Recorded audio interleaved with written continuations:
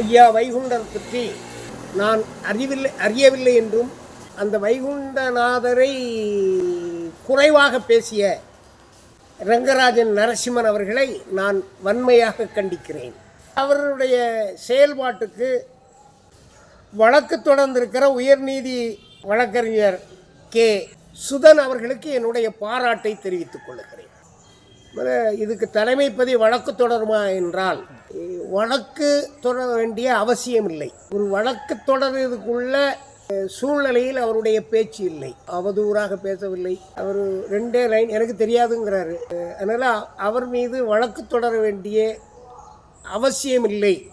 அவருடைய பேச்சு பாதிக்கிறது என்று நினைத்து யாராவது நாடினால் அவர்களுக்கு தேவையான உதவியை ஒரு வழக்கறிஞர் என்கிற நிலையில் நானும் அறக்கட்டளையும் செய்வோம்.